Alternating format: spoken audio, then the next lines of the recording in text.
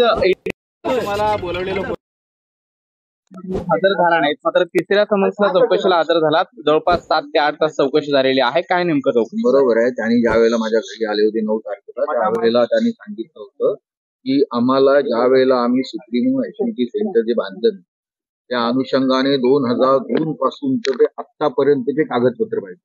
आता तुम्ही सांगाल 19 वर्ष 20 वर्षाचे कागदपत्र तुम्ही ताबडतोब एका आठवड्यात देऊ शकता का, हा प्रश्न होता. आणि त्यामुळे मी त्यांना वेळ वाढवून मागवला होता. एक तर माझी तब्येत बरोबर नव्हती, हा एक दुसरा इश्यू होता. परंतु या एवढ्या कागदपत्र जमवून आणून देणं, आता इन्कम टॅक्सच्या कायद्याप्रमाणे तुम्हाला माहिती 7 वर्षाचं संपूर्ण द्यायला पाहिजे किंवा 7 किंवा 8 वर्ष जास्तीत जास्त तुम्ही ते करू शकता. परंतु यांनी जर 19 वर्षाचं सर्व एकदम मागितल्यानंतर तर द्यायला वेळ लागला होता. परंतु मी त्यांना आज वेळ दिला होता, त्यांनी दिला होता. त्या पद्धतीने मी त्यांच्याकडे आलो. त्यांनी जे काही प्रश्न विचारले होते, मुंबई महानगरपालिकेच्या माध्यमातून जी माझ्या तक्रार केली गेली होती बांधकामाची, जो मी क्लब ऍक्टिव्हिटी सेंटर बांधलं होतं त्याला ओसी वगैरे सर्व होती आणि जवळजवळ 19 वर्ष ते चाललं, तेव्हा कुठली कंप्लेंट झाली नव्हती. आणि ते तोडून नवीन डीसीआर आल्यानंतर त्या डीसीआरच्या माध्यमातून आपण तोडून गेल्यानंतर एखादी जुनी, आता ही बिल्डिंग जुनी आहे, ही केव्हा बांधली माहित नाही, पण ही तोडून आता ही बिल्डिंग बांधायला गेल्यानंतर याला कुठल्या कायद्याने मान्यता देतील, ती असं आता असलेल्या कायद्याने मान्यता देतील. त्या पद्धतीने त्यांनी मान्यता दिल्यानंतर 2 वर्ष तिथे काम झालं आणि त्या 2 वर्ष काम झाल्यानंतर यांच्यावरती राजकीय दबाव आला आणि कमिशनरच्या माध्यमातून त्याला स्टॉपवर नोटीस दिली. आम्ही ती चॅलेंज केली. तुम्हाला माहिती आहे, कोर्टात चॅलेंज केल्यानंतर मी अनइक्वल डिस्ट्रीब्युशन फंडच्या बाबतीमध्ये काय झालं ज्या जजकडे, त्यानंतर आत्ताच्या बाबतीमध्ये देखील झाल्यानंतर ते जज आता कुठे आहे त्याचा पण तुम्ही विचार करा सर्वांनी. पण त्यानंतर ते आम्ही आता सुप्रीम कोर्टात गेलो आणि सुप्रीम कोर्टामध्ये 2 तारीख आहे. त्याच्या अगोदर यांच्या कंप्लेंट आणि कमिशनरच्या माध्यमातून जी कंप्लेंट झाली होती त्यामध्ये त्यांनी जे 2 केलं की तुम्ही त्या ह्याच्यामध्ये किती करोडो रुपये कमवले, ज्यांनी कंप्लेंट केली ज्यांनी, की 500 कोटीचा, अरे 500 कोटी का 32 ते 36 कोटीचा 19 वर्षामध्ये जो बिझनेस झाला त्याच्यावरती 20 कोटी रुपये खर्च म्हणजे पगार हे ते झालं. 11 कोटी आले. 11 कोटीतले आम्हाला प्रत्येकी म्हणजे 19 वर्षामध्ये 1,22,00,000चा फायदा झाला आम्हाला 5 पार्टनरना मिळून. आणि बाकीचे 5 कोटी जे 11 कोटीचा जो फायदा म्हणता इन्कम टॅक्स वगैरे काढल्यानंतर, आणि 5 कोटी ते पंजाब महाराष्ट्र बँकेमध्ये आहे. म्हणजे आम्हाला 19 वर्षामध्ये 1,22,00,000चा फायदा झाला 19 वर्षात.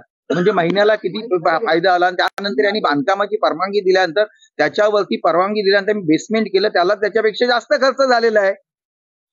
मग अशा पद्धतीने एखाद्या वास्तूला परमिशन दिल्यानंतर त्यांचं बांधकाम झाल्यानंतर त्याचा जबाबदार कोण, हे मी त्यांना पटवून दिलंय. मग चहलनी जे कमिशनर, मुंबईचे कमिशनर आहे, याने अशा पद्धतीने एखाद्याला परमिशन दिल्यानंतर, आणि त्यावेळेला त्यांनी जे उत्तर दिलंय, त्या किरीट सोमय्यांना जे उत्तर दिलंय त्याच्यामध्ये त्यांनी की 2 क्लबना अर्जीच्या ना की त्यांनी ती परमिशन दिलेली आहे. त्याच पद्धतीने रवींद्र वायकरांना परमिशन दिलेली आहे. आज तुम्ही सांगता इथून जे तुम्ही गेलात, तुम्ही आपल्या नेकलेस, क्वीन नेकलेसच्या इथून पारसी जिमखाना असो, मुस्लिम जिमखाना असो, आणखीन असे ते देखील अर्जीमध्ये त्याच्यावरती लग्न होत नाहीत का, की ज्यांनी क्लब घेतले त्याच्यामध्ये लग्न कार्य होत नाही का, ज्या शाळांमध्ये हॉल आहे त्या शाळांमध्ये लग्न कार्य होत नाही का.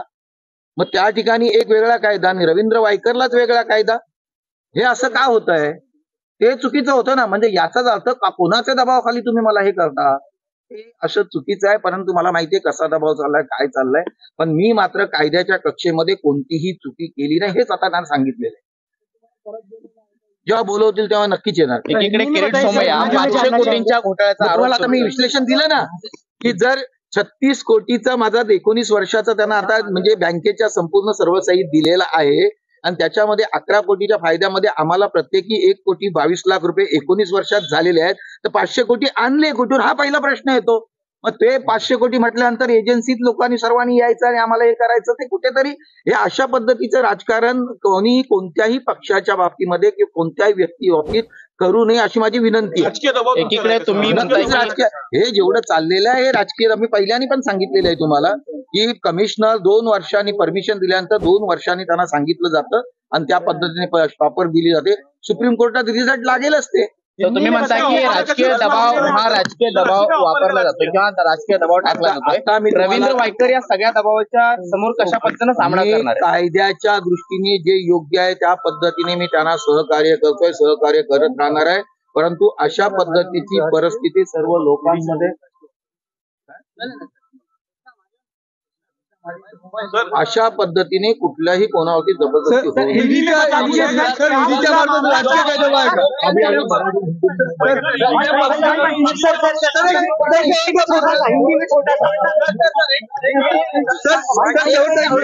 बेसिक हिंदी में बेसिक मुंबई महानगरपालिकेच्या माध्यमातून सर हिंदी में बेसिक बता मुंबई महानगरपालिके के माध्यम से मुंबई महानगरपालिका से कंप्लेंट किया था, उसके माध्यम से मुझे आज बुलाया गया। उन्होंने जो कंप्लेंट किया था कि करोड़ों रुपया कमाया, जिस पीरियड समय ने 500 करोड़ का जिक्र किया था, फिर बीएमसी ने ये किया है, तो मैंने उनको विवरण दिया कि हम लोग ने इसके अंदर 1 करोड़ 22 लाख का पर एक व्यक्ति को आया है, 11 करोड़ का हमको फायदा हो गया। उसमें पूरा कामकाज जो हो गया है वो 36 करोड़ का 19 साल का है, और उसके अंदर 1 करोड़ 27 लाख के अंदर तुम 500 करोड़ कैसा आ गया?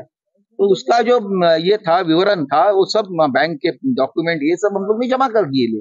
तो अभी इसी प्रकार से कंप्लेंट किया जाता है या परमिशन देने के बाद रिवॉक किया जाता है, वो अत्यंत गलत चीज चालू है। इसी प्रकार का दबाव किसी के ऊपर डालना नहीं चाहिए। और एक बार परमिशन देने के बाद दो महीने के 2 साल के बाद तुम परमिशन विड्रॉ करते, वो भी गलत है। गरजा हिंदुस्तान चॅनलला सबस्क्राईब करा आणि ताज्या घडामोडी जाणून घेण्यासाठी बेल आयकॉनवर प्रेस करा।